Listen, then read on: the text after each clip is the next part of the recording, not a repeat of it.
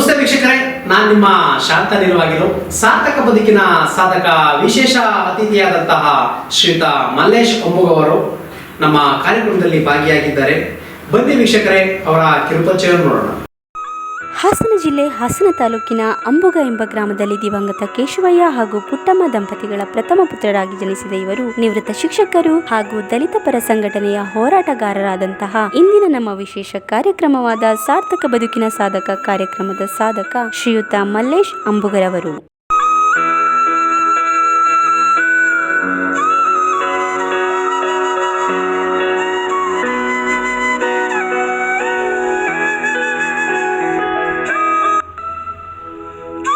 ತಮ್ಮ ವಿದ್ಯಾಭ್ಯಾಸ ಮುಗಿಸಿ 1981ರಲ್ಲಿ ಅರುಣೋದಯ ಪ್ರೌಢಶಾಲೆಯಲ್ಲಿ ಮೊಟ್ಟ ಮೊದಲ ಬಾರಿಗೆ ದೈಹಿಕ ಶಿಕ್ಷಕರಾಗಿ ವೃತ್ತಿ ಆರಂಭಿಸಿದ ಇವರು ವೃತ್ತಿಯ ಜೊತೆಯಲ್ಲಿ ದಲಿತರ ಸಂಕಷ್ಟಗಳನ್ನು ಎದುರಿಸಲು ದಲಿತ ಪರ ಸಂಘಟನೆಯ ಹೋರಾಟದಲ್ಲಿ ಭಾಗಿಯಾಗುತ್ತಾ ಉತ್ತಮ ಸಾಮಾಜಿಕ ಹೋರಾಟಗಾರರಾಗಿ ಅಂಬೇಡ್ಕರ್ ಪ್ರಶಸ್ತಿಯನ್ನು ಮುಡಿಗೇರಿಸಿಕೊಂಡವರು. ನಮಸ್ತೆ ವೀಕ್ಷಕರೇ, ನಾನು ನಿಮ್ಮ ಶಾಂತ ನಿಲುವಾಗಿರು ಸಾರ್ಥಕ ಬದುಕಿನ ಸಾಧಕ ವಿಶೇಷ ಕಾರ್ಯಕ್ರಮದಲ್ಲಿ ಇವತ್ತು ಒಬ್ಬ ವಿಶೇಷ ವ್ಯಕ್ತಿನ ನಿಮ್ಮ ಮುಂದೆ ಪರಿಚಯಿಸಲಿಕ್ಕೆ ನಾನು ಇಷ್ಟಪಡ್ತೀನಿ. ಇವರು ನಿವೃತ್ತ ಶಿಕ್ಷಕರು ಹಾಗೂ ದಲಿತ ಪರ ಸಂಘಟನೆಯ ಹುಟ್ಟು ಹೋರಾಟಗಾರರಾದಂತಹ ಶ್ರೀಯುತ ಮೂಲತಃ ಹಾಸನ ಜಿಲ್ಲೆ ಹಾಸನ ತಾಲೂಕಿನ ಅಂಬುಗ ಗ್ರಾಮದ ಶ್ರೀಯುತ ಮಲ್ಲೇಶ್ ಅವರು ನಮ್ಮ ವಾಹಿನಿ ಮುಖಾಂತರ ತಮ್ಮ ಮನದಾಳದ ಮಾತುಗಳನ್ನು ಹಂಚಿಕೊಳ್ಳುವುದಕ್ಕೆ ಸಿದ್ಧರಿದ್ದಾರೆ. ಬನ್ನಿ ವೀಕ್ಷಕರೇ, ಅವರನ್ನ ಮಾತಾಡಿಸೋಣ. ಸರ್, ಸಾರ್ಥಕ ಬದುಕಿನ ಸಾಧಕ ವಿಶೇಷ ಕಾರ್ಯಕ್ರಮಕ್ಕೆ ತಮಗೆ ಸ್ವಾಗತ. ಸರ್, ನಿಮಗೂ ಸ್ವಾಗತ. ಹಾಗೂ VCN ನ್ಯೂಸ್ ಚಾನೆಲ್ನ ಸಂಪಾದಕರು ಹಾಗೂ ಸಿಬ್ಬಂದಿಗಳಿಗೂ ಕೂಡ ನಾನು ಸ್ವಾಗತವನ್ನು ಬಯಸ್ತೇನೆ. ಸರ್, ತಮ್ಮ ಕಿರುಪರಿಚಯ ಮಾಡಿಕೊಡ್ತೀವಿ. ಸರ್, ನನ್ನ ಹೆಸರು ಮಲ್ಲೇಶ್ ಅಂಬುಗ ಅಂತ. ನಾನು ಹಾಸನ ತಾಲೂಕು ಶಾಂತಿಗ್ರಾಮ ಹೋಬಳಿ ಅಂಬುಗ ಗ್ರಾಮದ ದಲಿತ ಕುಟುಂಬದಲ್ಲಿ ಜನಿಸಿದಂಥವನು. ನನ್ನ ತಂದೆ ದಿವಂಗತ ಕೇಶವಯ್ಯ, ತಾಯಿ ದಿವಂಗತ ಪುಟ್ಟಮ್ಮ. ಇವರ ಹಿರಿಯ ಮಗನಾಗಿ 1963 ಜೂನ್ 20ರಂದು ಜನಿಸಿದೆ. ತದನಂತರದಲ್ಲಿ ನಾನು ಕಿರಿಯ ಪ್ರಾಥಮಿಕ ಶಾಲೆ ಚಿಗಹಳ್ಳಿಯಲ್ಲಿ 1ನೇ ತರಗತಿಯಿಂದ 4ನೇ ತರಗತಿಯ ತನಕ ವಿದ್ಯಾಭ್ಯಾಸವನ್ನು ಮಾಡಿದೆ. 5 ಮತ್ತು 6ನೇ ತರಗತಿಯನ್ನು ಸರ್ಕಾರಿ ಹಿರಿಯ ಪ್ರಾಥಮಿಕ ಶಾಲೆ ಕೌಶಿಕದಲ್ಲಿ ನಡೆಸಿದೆ. 7ನೇ ತರಗತಿಯನ್ನು ನನ್ನ ಸ್ವಗ್ರಾಮ ಅಂಬುಗದಲ್ಲಿ ನಾನು ಪಡ್ಕೊಂಡು ಪ್ರೌಢ ಶಿಕ್ಷಣಕ್ಕೆ ನಾನು ಹಾಸನದ ಸಿದ್ಧಾರ್ಥ ಹೈಸ್ಕೂಲಿಗೆ ಸೇರಿಕೊಂಡೆ. ಅಲ್ಲಿ ನನ್ನ ಪ್ರೌಢ ಶಿಕ್ಷಣವನ್ನು ಮುಗಿಸಿ ಕಾಲೇಜು ಜೀವನಕ್ಕೆ ನಾನು ಎಂಟ್ರಿ. ಸರ್, ತಮ್ಮ ಶಿಕ್ಷಣ ಮುಗಿದ ಮೇಲೆ ನೀವು ಯಾವ ವೃತ್ತಿನ ಆಯ್ಕೆ ಮಾಡಿಕೊಂಡ್ರು ಅಂತ ನಮ್ಮ ವೀಕ್ಷಕರಿಗೆ ತಿಳಿಸ್ಬೋದಾ? ನಾನು ಕಾಲೇಜು ಶಿಕ್ಷಣವನ್ನು ಹಾಸನದ ಸರ್ಕಾರಿ ಕಾಲೇಜಿನಲ್ಲಿ PUCಯನ್ನು ಮುಗಿಸಿ ಪದವಿಯನ್ನು ಪಡ್ಕೊಂಡೆ. ತದನಂತರದಲ್ಲಿ ದೈಹಿಕ ಶಿಕ್ಷಣ ತರಬೇತಿಯನ್ನು ಪಡ್ಕೊಂಡು ನಾನು 89ರಲ್ಲಿ ಅರುಣೋದಯ ಪ್ರೌಢಶಾಲೆಯಲ್ಲಿ ಮೊಟ್ಟ ಮೊದಲಿಗೆ ದೈಹಿಕ ಶಿಕ್ಷಕನಾಗಿ ಸೇವೆಯನ್ನು ಆರಂಭಿಸಿದೆ. ಸರ್, ಅದಕ್ಕೂ ಮುಂಚೆ ನಿಮ್ಮ ತಂದೆಯವರು ಏನು ಕೆಲಸ ಮಾಡಿದ್ರು ಅಂತ ತಿಳ್ಕೊಬೋದು? ನಮ್ಮ ತಂದೆಯವರು ತುಂಬ ಬಡತನದ ಕುಟುಂಬ. ಆ ಕುಟುಂಬದಲ್ಲಿ ನಮ್ಮ ತಂದೆ ನಮಗಿದ್ದಂಥ 16 ಗುಂಟೆ ಜಮೀನಿನಲ್ಲಿ ವ್ಯವಸಾಯವನ್ನು ಮಾಡೋದ್ರ ಮೂಲಕ ಕೂಲಿ ನಾಲಿಯನ್ನು ಮಾಡ್ತಾ ಬೇರೆ ಸವರ್ಣೀಯರಲ್ಲಿ ತಿಂಗಳಾಳಾಗಿ ಕೆಲಸ ಮಾಡಿಕೊಂಡು ನನ್ನನ್ನು ವಿದ್ಯಾಭ್ಯಾಸ ಮಾಡಿಸಿದರು.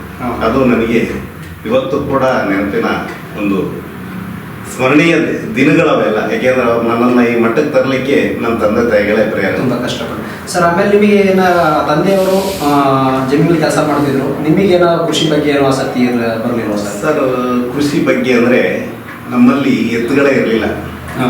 ಹಿಂದೆ ಬಡತನ ಇದ್ದ ನಡುವೆ ರಾಗಿ ನಾಟಿಯನ್ನು ಮಾಡ್ಬೇಕಾದ್ರೆ ಈ ಅರ್ತೆ ಅಂತ ಹೊಡಿತಾರೆ. ಆ ದನಗಳಿಲ್ದ ಹೋದಾಗ ನನ್ನ ತಂಗಿ ಒಂದು ಕಡೆ ನನ್ನೊಂದು ಕಡೆ ಹಾಕೊಂಡು ನಮ್ಮ ತಂದೆ ಇದನ್ನು ಕುಂಟೆನ ಇಟ್ಕೊಂಡು ನಾವು ಎಳ್ಕೊಂಡು ಹೋಗ್ತಿದ್ವಿ, ನನ್ನ ತಂಗಿ ನಾನು. ಅಲ್ಲಿಂದ ಕೃಷಿಯ ಅನುಭವ ನನಗೆ ಆಯಿತು. ಆಮೇಲೆ ಮಳೆ ಇಲ್ಲ ಅಂತಂದ್ರೆ ಪಕ್ಕದಲ್ಲಿ ಒಂದು ಹೊಂಡದಲ್ಲಿ ಒಂದು ಬಾವಿನ ತೋಡ್ಕೊಂಡು ಅದರಲ್ಲಿ ನೀರು ನಿಂತ್ಕೊಂಡು ರಾಗಿ ಸಸಿಗೆ ನೀರನ್ನು ಒಯ್ತಿದ್ದಂಥ ಸಮಯದಲ್ಲಿ ಅದು ನಮ್ಮ ಚಿಕ್ಕಂದಿನ ಬಾಲ್ಯದ ಜೀವನದಲ್ಲಿ ಕೃಷಿಗೆ ನಮ್ಮ ತಂದೆ ನಮ್ಮನ್ನು ತೊಡಗಿಸ್ಕೊಂಡು ಕೃಷಿನೂ ಕೂಡ ಮಾಡಿಸಿದ್ದಾರೆ ನಮಗೆ. ಇವತ್ತು ಕೂಡ ಕೃಷಿ ಅನುಭವ ನನಗೆ ಚೆನ್ನಾಗಿದೆ. ಸರ್, ನೀವು ಶಿಕ್ಷಕರ ವೃತ್ತಿಯ ಜೊತೆಗೆ ಎಲ್ಲರೂ ಮಾತಾಡ್ಕೊಳ್ತಾರೆ ದಲಿತ ಪರ ಹುಟ್ಟು ಹೋರಾಟಗಾರರಂತ. ಯಾಕೆ ಸಂಘಟನೆಗೆ ಬರೋಕ್ಕೆ ನೀವು ಏನು ಕಾರಣ ಇದೆಯಾ ಸರ್? ಸರ್, ನನಗೆ ಒಂದು ಏನಾಯಿತು ಅಂದರೆ, ನಾನು PUCನಲ್ಲಿ ಇರಬೇಕಾದ್ರೆ ಬಾಳುಪೇಟೆ ದಲಿತರ ಮತ್ತು ಕಾಫಿ ಪ್ಲಾಂಟರ್ಸ್ ಹೋರಾಟದ ಸಂಘರ್ಷ ತುಂಬ ತಾರಕಕ್ಕೆ ಏರ್ತು.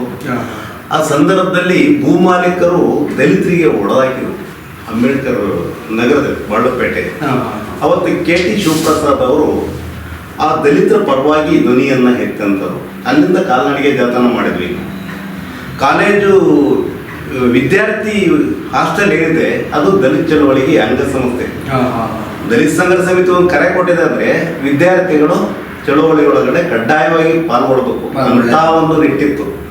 ಜೊತೆಗೆ ಏನಾಗ್ತಾ ಇತ್ತು ಅಂದರೆ ಪ್ರೊಫೆಸರ್ B ಕೃಷ್ಣಪ್ಪನವರು, ತ್ಯಾಗಿಯವರು, ನಾರಾಯಣದಾಸ್ ಅವರು ಸೀನಿಯರ್ಸ್ ಲೀಡರ್ಸ್ ಅವಾಗ್ತಾನೆ ಚಳವಳಿಯ ಮುಂಚೂಣಿಯಲ್ಲಿ 80ರ ದಶಕದಲ್ಲಿ ಚಳವಳಿ ಅಷ್ಟೊಂದು ವಿಶೇಷವಾಗಿ ಬೆಳೀತಾ ಇರೋ ಸಂದರ್ಭದಲ್ಲಿ ನಾವೆಲ್ಲ ಅದಕ್ಕೆ ಆಕರ್ಷಣೀಯವಾಗಿ, ಆಮೇಲೆ ದಲಿತ ಕವಿ ಸಿದ್ಧಲಿಂಗಯ್ಯನವರ ನಾಡನಡುವಿನಿಂದ ಸಿಗದ ನೋವಿನ ಕೂಗಿ ಹಾಡು ಇಡೀ ಜಿಲ್ಲೆಯ ದಲಿತ ವಿದ್ಯಾರ್ಥಿಗಳ ಒಂದು ನಡೆಯನ್ನೇ ಎಚ್ಚರಗೊಳಿಸ್ತಾ ಇದ್ದಂಥ ಸಂದರ್ಭ ಆ ಕಾಲಘಟ್ಟ.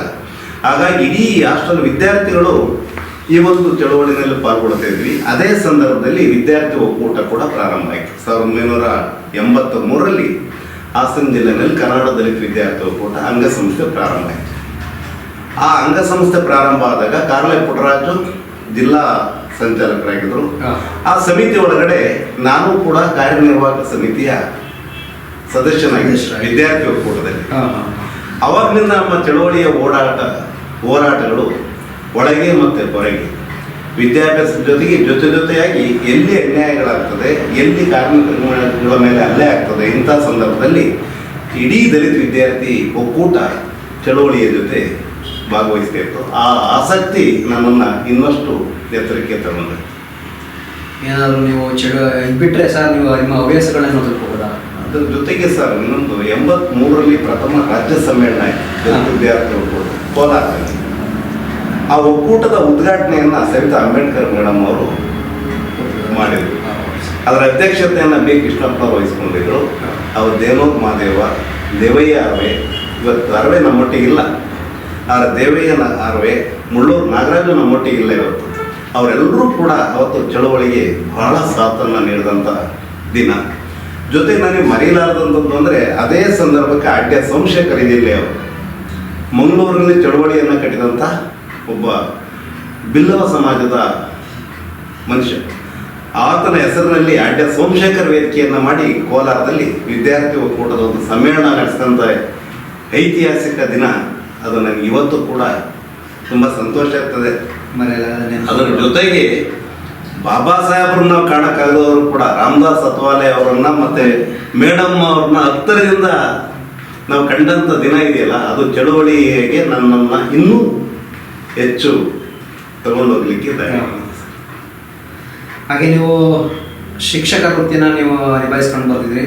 ನಿಮ್ಮ ಶಾಲೆಯಲ್ಲಿ ವಿದ್ಯಾರ್ಥಿಗಳಿಗೂ ಶಿಕ್ಷಕರು ಯಾವ ರೀತಿ ಒಂದು ಒಡನಾಟ ಇತ್ತು ಸರ್? ಸರ್, ನನ್ನ ವಿದ್ಯಾಭ್ಯಾಸದ ನಂತರದಲ್ಲಿ ನಾನು ಶಿಕ್ಷಕನಾಗಿ ಬಂದ ಮೇಲೆ ಶಿಕ್ಷಕ ವೃತ್ತಿಗೆ ತನ್ನದೇ ಆದಂಥ ಒಂದು ಮೌಲ್ಯ ಇದೆ ಸರ್. ಆ ಮೌಲ್ಯನ ನಾನು ಭಾಳ ಚೆನ್ನಾಗಿ ಕಾಪಾಡ್ಕೊಬಂದೆ. ಶಿಸ್ತು, ಶಿಕ್ಷಕ ಅನ್ನೋದಕ್ಕೆ ಒಂದು ವ್ಯಾಖ್ಯಾನ ಇದೆ, ಅದನ್ನು ನಾನು ಪಾಲಿಸ್ಕೊಬಂದಂಥದ್ದು. ಅದ್ರ ಜೊತೆಗೆ ವಿದ್ಯಾರ್ಥಿಗಳು ಮತ್ತು ನನ್ನ ನಡುವೆ ಒಂದು ಸೇತುವೆ ಇತ್ತು, ಆ ಬಾಂಧವ್ಯ ಇತ್ತು. ವಿದ್ಯಾರ್ಥಿ ಇಲ್ದೇ ಶಿಕ್ಷಕ ಇರೋಕ್ಕಾಗಲ್ಲ, ಶಿಕ್ಷಕ ಇಲ್ದೇ ವಿದ್ಯಾರ್ಥಿ ಇರೋಕ್ಕಾಗಲ್ಲ. ಇವು ಒಂದು ನಾಣ್ಯದ ಎರಡು ಮುಖ. ಆ ನಿಟ್ಟಿನಲ್ಲಿ ನಾನು ಯಾವುದೇ ಸಂದರ್ಭ ಆದರೆ ವಿದ್ಯಾರ್ಥಿಗಳಿಗೆ ನಮ್ಮ ಶಾಲೆಯಲ್ಲಿ ಮುಖ್ಯೋಪಾಧ್ಯಾಯರಾಗಲಿ ಯಾರಾಗಲಿ ಚರ್ಚಾ ಸ್ಪರ್ಧೆ ಆದರೆ ಅಂಬುಗ, ಆಗ ನನ್ನನ್ನು ಅಂಬುಗ ಅಂತ ಯಾರು ಕರೀತಿರಲಿಲ್ಲ, ಮಲೇಶ್ ಅವರೇ ನೋಡಿ ಸರ್ ಅದೊಂದು ನೀವು ತಗೊಂಡು ಚರ್ಚಾ ಸ್ಪರ್ಧೆದು ರೆಡಿ ಮಾಡಿಸಿ, ಪ್ರಬಂಧ ಸ್ಪರ್ಧೆದು ರೆಡಿ ಮಾಡಿಸಿ ಅಂತ ಹೇಳಿ ಹೆಚ್ಚು ತಡ್ಕೊಡೋದು. ಮತ್ತು ನಾನು ಕ್ರೀಡೆಯಲ್ಲಿ ನನ್ನ ಸ್ಟೂಡೆಂಟ್ಸು ರಾಜ್ಯ ಮಟ್ಟಕ್ಕೆ ಹೋಗಿರತಕ್ಕಂಥ ಇತಿಹಾಸಗಳು ಸಹ ಇದೆ. ಅದನ್ನು ನಾನು ನನ್ನ ಕರ್ತವ್ಯದಲ್ಲಿ ಚ್ಯುತಿ ಬಾರದ ರೀತಿ ನಡ್ಕೊಂಡಿದ್ದೀನಿ. ನೀವು ಶಿಕ್ಷಕರ ವೃತ್ತಿ ನೀವು ನಿಭಾಯಿಸುವಂಥ ಸಂದರ್ಭದಲ್ಲಿ ನಿಮಗೆ ಏನಾದರೂ ಪ್ರಶಸ್ತಿ ಪ್ರದಾನಗಳು? ಸರ್, ನಾನಿದ್ದಂಥದ್ದು ಖಾಸಗಿ ಶಾಲೆ. ನನ್ನ ಬದುಕು ಪೂರ್ಣ ಖಾಸಗಿ ಶಾಲೆ. ಯಾಕೆಂದರೆ ಬಡತನದ ನಡುವೆ ಬಂದಂಥವನು. ಅವತ್ತು ದುಡ್ಡು ಕೊಟ್ಟು ನನಗೆ ನೌಕರಿ ಸೇರೋವಷ್ಟು ಶಕ್ತಿ ಇಲ್ಲ. ಆ ಕಾರಣಕ್ಕೋಸ್ಕರ ನಾನು ಏನು ಮಾಡಿದೆ, 500 ರೂಪಾಯಿ ಕೊಡಲಿ, 1000 ರೂಪಾಯಿ ಕೊಡಲಿ, ಆ ಸಂದರ್ಭಕ್ಕೆ ನಾನು ಹೋಗಿ ಮಕ್ಕಳೇ ಪಾಠ ಹೇಳೋದು. ನನಗೆ ನನ್ನ ಬದುಕು ಆಗಬೇಕು, ಸಾಂಸಾರಿಕ ಜೀವನವನ್ನು ಕೂಡ ನಡೀಬೇಕು. ಈ ಕಾರಣಕ್ಕೋಸ್ಕರ ನಾನು ಆ ಸರ್ಕಾರಿ ಸೇವೆ ಅಂತಕ್ಕಂಥದ್ದು ನನಗೆ ಲಭ್ಯ ಆಗಲಿಲ್ಲ. ಹಾಗಾಗಿ ಇವುಗಳನ್ನು ಮಾಡಿಕೊಂಡು ಚಳುವಳಿಯ ಜೊತೆ ನನ್ನನ್ನು ನಾನು ಮೈಗೂಡಿಸ್ಕೊಂಡು ಬಂದೆ ಸರ್. ಯಾವೆಲ್ಲ ಚಳುವಳಿಗೆ ನೀವು ಸರ್ ನಾನು ಕರ್ನಾಟಕ ದಲಿತ ಸಂಘರ್ಷ ಸಮಿತಿ ಓಕೆ ಸರ್. ಮೂಲತಃ ಅಲ್ಲಿಂದ ಬಂದೆ ನಾನು. ತದನಂತರದಲ್ಲಿ 89 ತನಕ ನಾನು ಆ ಶಿಕ್ಷಕ ವೃತ್ತಿನಲ್ಲಿದ್ದಾಗ ಸ್ವಲ್ಪ ತಟಸ್ಥ.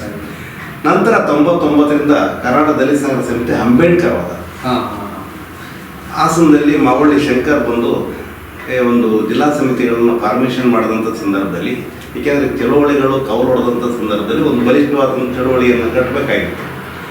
ಆವಾಗ 99ರಲ್ಲಿ ಆ ಹಾಸನದ ಅಭಿವೃದ್ಧಿ ಹೋಟೆಲ್ನಲ್ಲಿ ಒಂದು ಸಭೆನ ಮಾಡಿ ಅಲ್ಲಿ ಅಂಬೇಡ್ಕರ್ ವಾದ ಚಳುವಳಿಯನ್ನು ಕಟ್ಟಿದ್ವಿ. ಅದಾದ್ಮೇಲೆ ನಾನು 2006ರಿಂದ 2014 ತನಕ ಹಾಸನ ಜಿಲ್ಲಾ ಸಂಚಾಲಕನಾಗಿ ಕೆಲಸ ಮಾಡಿದೆ.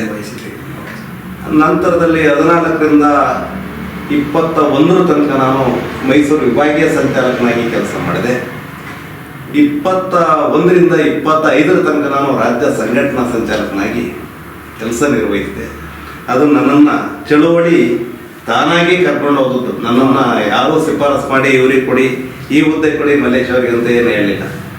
ಇಡೀ ಸಮುದಾಯ ಮತ್ತು ನನ್ನ ರಾಜ್ಯ ಸಮಿತಿ, ಇಡೀ ರಾಜ್ಯದ ಪದಾಧಿಕಾರಿಗಳು ಅಂಬುಗಣ್ಣಂಗೆ ಇಂಥ ಹುದ್ದೆ ಕೊಡಿ ಸರ್ ಅಂತ ಮಾವಳ್ಳಿಯರಿಗೆ ಶಿಫಾರಸು ಮಾಡೋರು. ಆ ಮಟ್ಟದ ಕೆಲಸವನ್ನು ನಾನು ಡೆಡಿಕೇಶನ್ ಮಾಡಿದ್ದೆ ಸರ್. ನೀವು ಈ ಹೋರಾಟ ತುಂಬಾನೇ ಹೋರಾಟ ಮಾಡಿರೋಂಥ ನಿಮ್ಮನ್ನು ಗುರುತಿಸಿ ಅಂಬೇಡ್ಕರ್ ಪ್ರಶಸ್ತಿ ಸಹ ನಿಮಗೆ ಸಿಕ್ಕಿದೆ. ಯಾವ ಟೈಮಲ್ಲಿ ನಿಮಗೆ ಪ್ರಶಸ್ತಿ ಸಿಕ್ತು, ಹಾಗೆ ಎಷ್ಟು ಖುಷಿ ತಂದಿದೆ ಸರ್ ನಿಮ್ಮ ಜೀವನದಲ್ಲಿ? ಸರ್ 2014ನೇ ಇಸ್ವಿನಲ್ಲಿ DC ಅಧ್ಯಕ್ಷತೆಯಲ್ಲಿ ಪ್ರಶಸ್ತಿ ಪ್ರದಾನದೊಂದು ಸಭೆ ನಡೀತು. ಆ ಸಭೆಯಲ್ಲಿ ದಿವಂಗತ ಜಯರಾಮ್ ಅವರು ಇದ್ದರು, ಸಂದೇಶ್ ಅವರಿದ್ದರು, ನಂತರ ನಮ್ಮ ಕೆ ಈರಪ್ಪನವರಿದ್ದರು, ಅನೇಕ ಹಿರಿಯ ಹೋರಾಟಗಾರರೆಲ್ಲ ಇದ್ದರು.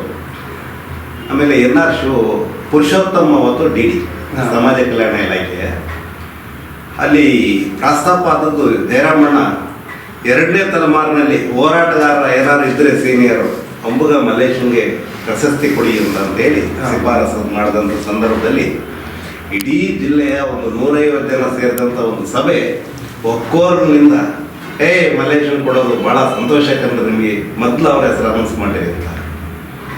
ಅದು ನಾನು ಕೇಳದಲ್ಲೇ ಬಂದಂಥ ಪ್ರಶಸ್ತಿ ಸರ್. ಇವತ್ತು ಪ್ರಶಸ್ತಿಗೋಸ್ಕರ ಹೊಡೆದಾಡ್ತಾ ಇರ್ತಕ್ಕಂಥದ್ದು ನಾವು ನೋಡ್ತೀವಿ, ಆದರೆ ನಾನು ಕೇಳದಲ್ಲೇ ನನಗೆ ಬಂದಂಥ ದಿನ, ಆ ದಿನ ನನಗೆ ನನ್ನ ಮನೆಯವರು ನನಗೂ ಅಷ್ಟೊಂದು ಸಂತೋಷದ ದಿನ. ಯಾಕೆಂದರೆ ನನ್ನ ಚಳುವಳಿಯ ಹೋರಾಟ, ನನ್ನ ಶಿಕ್ಷಣದ ಹೋರಾಟ ಮತ್ತು ನನ್ನ ಬದುಕು ಇವತ್ತು ನಾನು ಬಾಬಾ ಸಾಹೇಬ್ರ ಹೆಸರನ್ನು ಪ್ರಶಸ್ತಿ ಇದ್ದೀನಿ ಅಂದರೆ ನಾನು ಎಂಥ ಪುಣ್ಯ ಮಾಡಿದ್ದೆ. ಅದಕ್ಕೆ ನನ್ನ ಬೇರೆ ಯಾರು ಅಂದರೆ ನನ್ನ ತಂದೆ ತಾಯಿ ನನ್ನನ್ನು ಈ ಲೆವೆಲ್ ತರಲಾಗಿ ನನಗೆ ಪ್ರಶಸ್ತಿ ಸಿಗ್ತಲ್ಲ ಅಂತ ಹೇಳಿ ಅವತ್ತು ನನಗೆ ಸಂತೋಷದ ಬಾಷ್ಪನು ಕೂಡ ಸಿರಿದಂಥ ದಿನ ಸರ್. ಅದು ಮರಿಲಾರದಂಥ ಸ್ಮರಣೀಯ ದಿನ ಸರ್. ನೀವು ಚಳುವಳಿ ಮಾಡುವಂಥ ಸಂದರ್ಭದಲ್ಲಿ ಏನಾದ್ರು ನಿಮ್ಮ ಜೀವನದಲ್ಲಿ ಅಹಿತಕರ ಘಟನೆಗಳೇನಾರು ಅದನ್ನು ನಡೆದಿದ್ದು, ಅದು ಯಾವ ರೀತಿ ಸಮರ್ಥಿಸ್ಕೊಂಡ್ರಿ ಸರ್?